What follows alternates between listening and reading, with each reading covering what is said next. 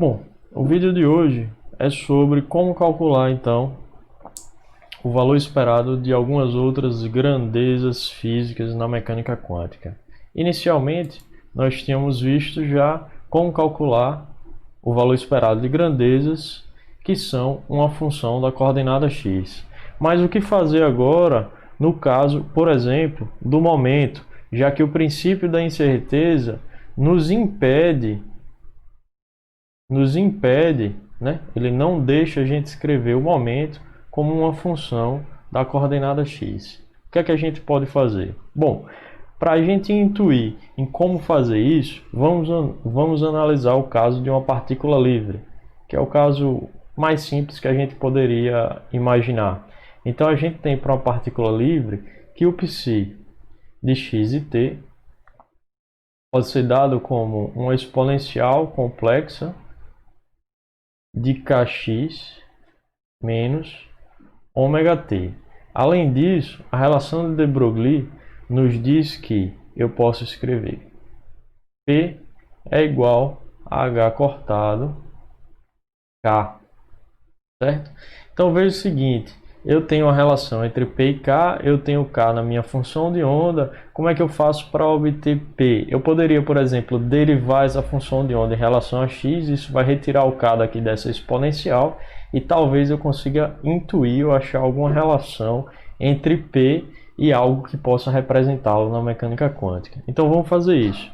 Então, o que a gente vai fazer agora é derivar a função em relação a x e ver o que é que a gente obtém. Quando a gente deriva a função essa exponencial, eu vou tirar da exponencial o ik e repito a própria exponencial. Então eu vou voltar com a minha função de onda, em função, nesse caso aqui, x e t.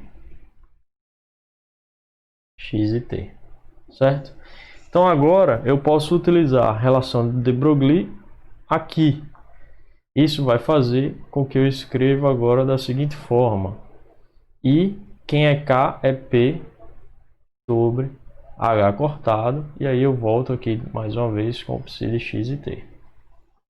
Bom, olhando para cá e olhando para cá, eu posso isolar o P, então eu posso escrever o meu P como sendo, eu jogo o H cortado para lá multiplicando e o I dividindo, então eu vou ter H cortado sobre I, derivada parcial com relação a x, isso tudo aplicado, faltou o psi aqui, né?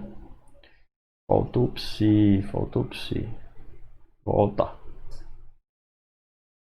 Então é P de si, isso tudo aplicado mais uma vez ao psi. Então veja que isso sugere que a ação de P em psi é a mesma ação disso tudo aqui em psi. Dessa forma, eu posso definir o meu P como sendo um operador dado por isso aqui, H cortado sobre I d-ROM dx. Então, na mecânica quântica, o meu momento ele é representado por um operador diferencial. Com isso, agora eu posso definir o valor esperado e calcular o valor esperado da P, substituindo simplesmente esse operador na minha integral, da mesma forma que eu fazia com a função de x. Então agora eu tenho que esse valor esperado é dado pelo complexo conjugado da minha função de onda. Aqui, o sanduíche, eu vou ter o meu operador P,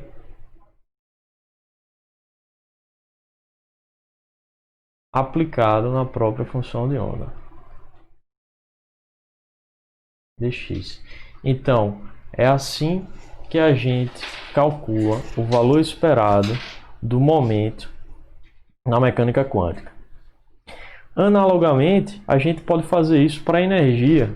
Então, por exemplo, voltando lá para o caso da partícula livre, eu tenho que psi de x e t vai ser a exponencial complexa aí kx menos ômega t. A relação de de Broglie nos diz que E é igual a H cortado ômega. Então veja que se eu derivar isso aqui com relação ao tempo, eu vou conseguir extrair o ômega daqui de dentro e consequentemente achar alguma relação para minha energia.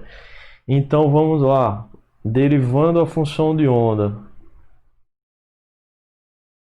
com relação ao tempo, eu tenho menos I ômega vezes a própria função de onda. Então agora é só eu reorganizar. Utilizo a relação de de Broglie aqui dentro. Então isso aqui vai ficar menos I sobre H cortado πc de x e t. Então agora eu vou jogar o H cortado vai para lá multiplicando, o menos I vai dividindo. Então eu vou ter então que eu fico com, vou colocar o epsi aqui desse lado. Lembrando, esse psi é porque eu não estou colocando, mas ele é o psi maiúsculo, só para a gente diferenciar do caso estacionário, certo? Então eu coloco o epsi aqui desse lado, e aí eu vou ter o H cortado, o menos I, que vai passar dividindo, e a minha função de onda. Mas isso aqui eu posso multiplicar por I em cima e embaixo. Eu vou ficar com I, H cortado. Ah, desculpem. Faltou a derivada. Voltando. A derivada de psi em relação ao tempo. Isso aqui eu multiplico I em cima e embaixo, então vou ficar com I, H cortado, a derivada em relação ao tempo da minha função de onda.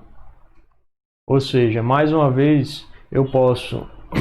Isso aqui sugere que a ação da energia na função de onda é simplesmente a ação desse operador aplicado a essa função de onda. Então eu vou relacionar mais uma vez uma grandeza clássica com um operador. Para isso eu represento com um chapeuzinho e é dado por I, H cortado, ρ dt. E esse é o operador que representa a minha energia na mecânica quântica. Portanto, eu posso calcular o valor esperado da energia usando a minha integral. Ficou horrível essa integral. Usando a minha integral de menos infinito a mais infinito, psi asterístico de x e t. Agora eu coloco aqui o meu operador e H cortado, ρ dt, aplicado na minha função de onda. E é dessa forma que a gente pode calcular o valor esperado da energia. Por hoje é só.